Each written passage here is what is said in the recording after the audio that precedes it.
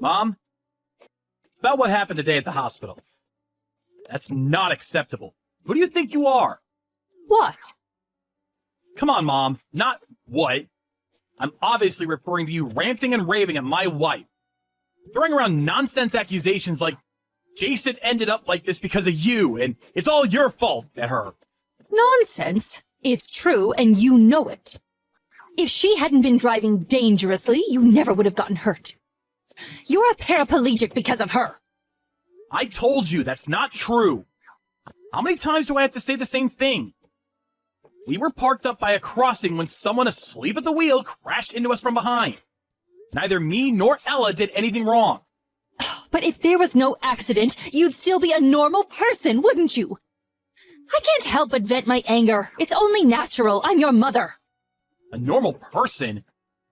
Are you saying I'm not a normal person? In any case, I need you to stop giving my wife a hard time. It wasn't her fault, and she feels awful enough without getting it in the neck from you. She got injured herself, you know. I don't give even 1/10 of a damn about someone else's kid. You're the one I'm worried about, Jason. You're my only boy. Someone else's kid? That's my wife you're talking about. Are you aware we're married? That makes her family. Family! Anyway, I'm fully capable of getting by and earning a living even if I'm in a wheelchair. So you really don't need to worry about me. Fine, have it your way. Oh, how ungrateful. To think I'm kind enough to worry about you, and this is the thanks I get.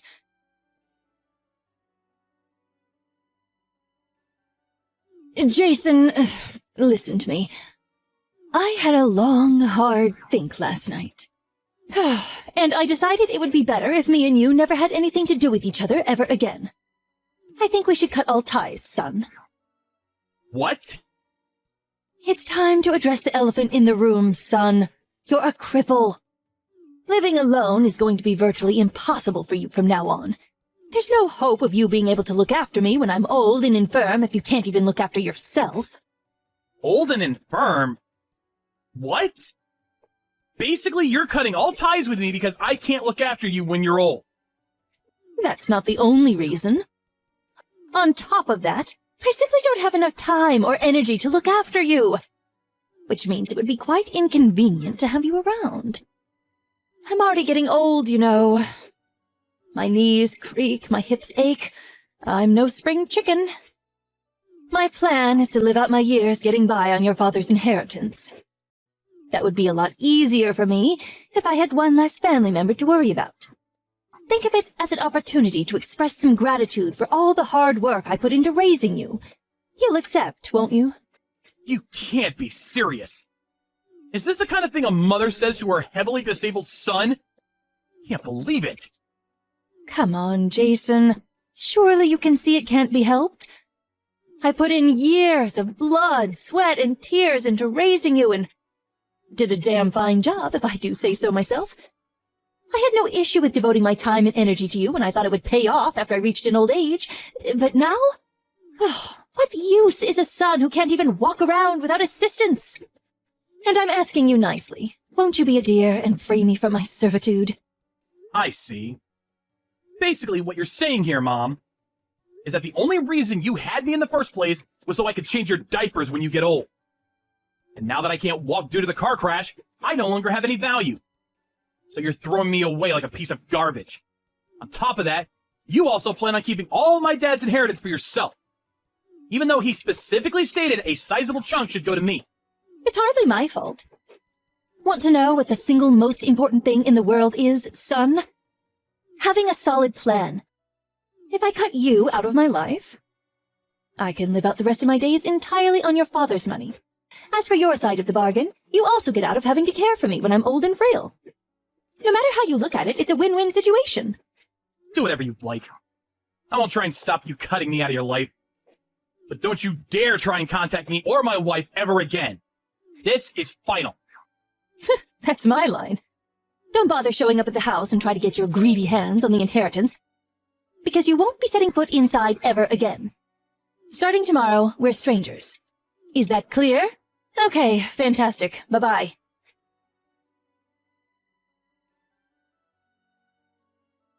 Jason! You came to the house today, didn't you? I warned you! Why did you take the fridge and TV? Give them back at once. Because they're my personal belongings that I paid for?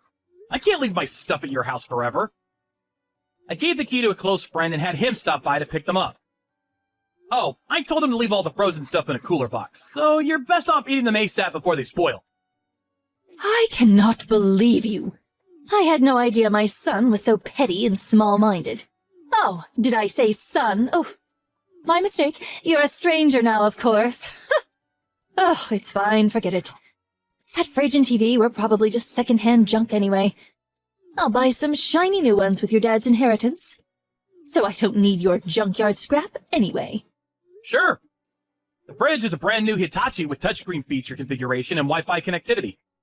And the TV is an ultra-thin, flat-screen, 70-inch home cinema tier marvel of modern technology. It's true, though. Maybe you'll be able to afford them if you use Dad's inheritance. It's your house, so do what the hell you like. I don't need to be told by you. Believe me, that's what I fully intend on doing. Never message me again. The next time you enter this house without my permission, the police will be called. I hate to break this to you, but you're the one who contacted me.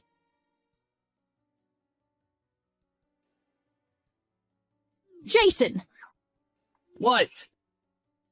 I was sure you told me we're cutting all ties. Did I dream it? Don't be sarcastic with me, boy. I have one last thing to tell you. Believe me, you want to hear this. What? I threw away all the stuff in your room. You did what now?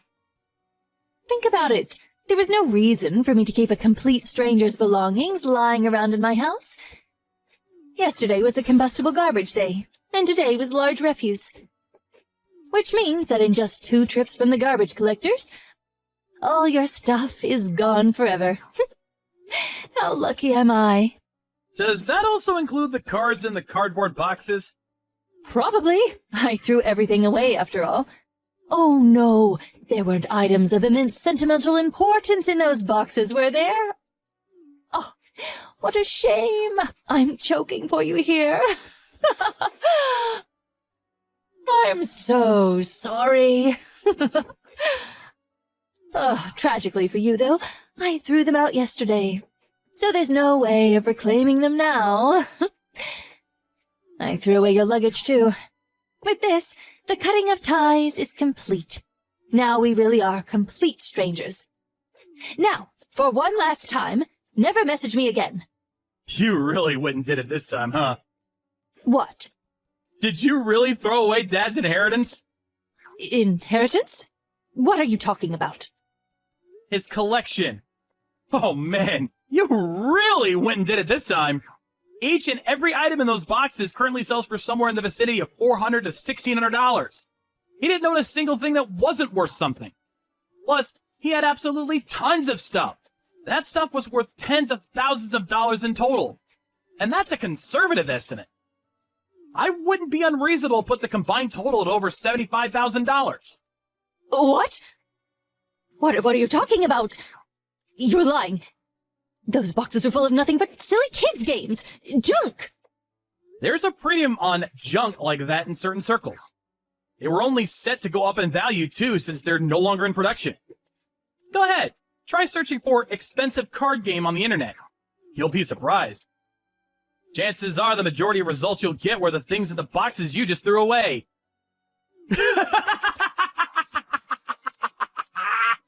Wait, no, you're lying. You're lying, right? Tell me you are. Are you sure they weren't just replicas? If they were really so valuable, why didn't you have your friend take them when he was here for the fridge and TV? There was no way I could take them. Dad said they were part of your inheritance. He said he wanted them to go to you. What? You know how Dad had a bit of a hoarding habit?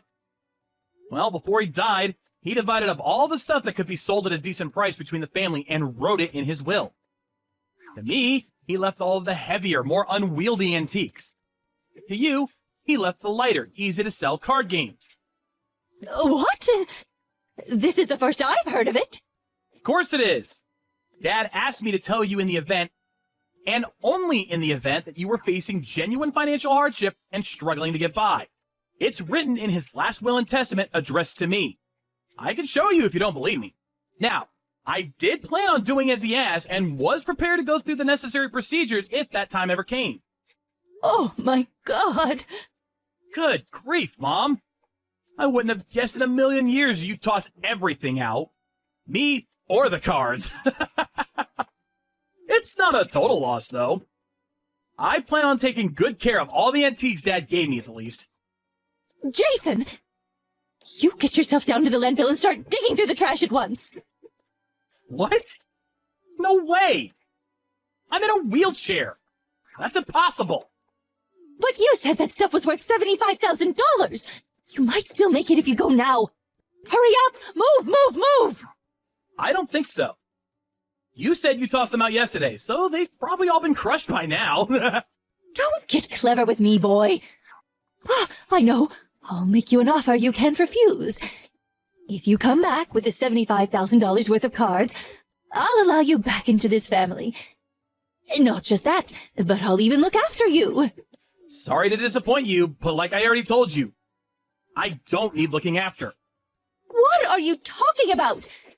You're a wheelchair-bound cripple, for heaven's sake. How can someone like you live on their own? I'm not alone. I have my wife. Anyway, do you even know what my job is? I create plastic models. I receive commissions and then create prototypes for dolls, figures, and models, which is why I don't need to walk to earn a living. What? Does that mean getting crippled in the accident has no effect on your salary? How many times have I told you at this point? 5? 10? Damned if I know. What kind of mother doesn't know what their own son's job is? Do you have that little interest in me? Really? You do that? That's great news, son. Oh, wow. Am I your son again now? That sure is convenient, huh? There's just one problem. I don't consent to this rekindling of ties you seem to be assuming is taking place. We're strangers now, and we always will be. Jason! How can you be so cold towards your mother? Have you no heart? Despite me being so lonely, what with your father gone and all, how horrible. Jason, my boy, won't you be a darling and come back to the house today? Let's have some supper together. I'm not eating with you. Don't be ridiculous. There seems to be a small contradiction between cutting all ties with me and then inviting me over for supper to play Happy Families. Jason, please. This wasn't an easy decision for me to make, you know. I only did what I did because I was filled with anxiety about the future. I'm sure you were. I had a feeling to that effect, which is why I intentionally left only the card games behind.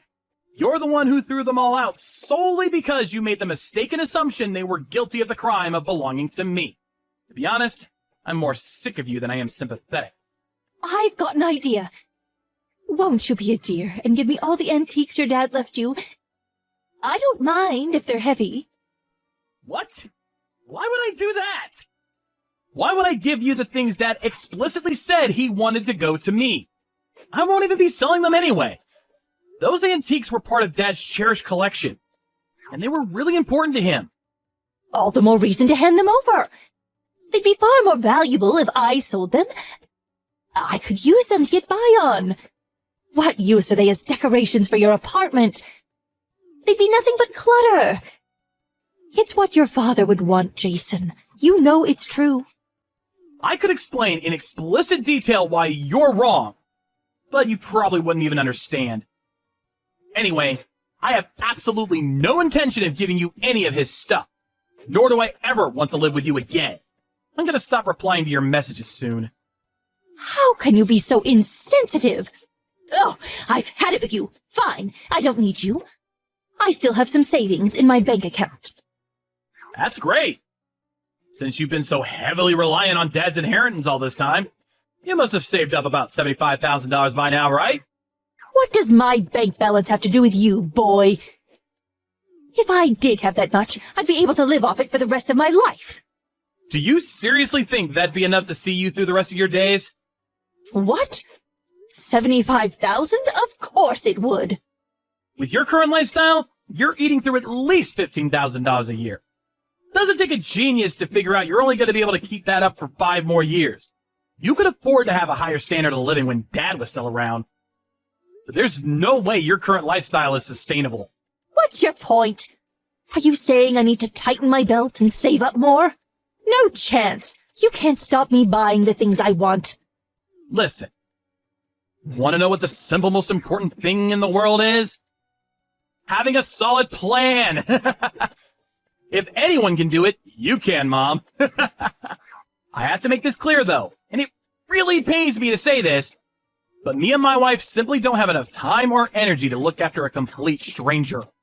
Stop it, please. Just wait. What do you mean, stranger? We're family. I'm your mother. Let's just talk this over. Jason, please, answer the phone. Look, Mom, I'm a cripple. Things would be a whole lot easier for me if I had one less family member to worry about. Look on the bright side.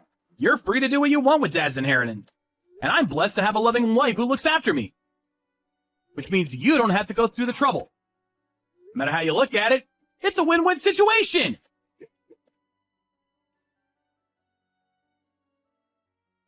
Apparently after that, much to my astonishment, my mom ran to the landfill on her own and entered illegally by climbing over the back fence in a frenzied panic.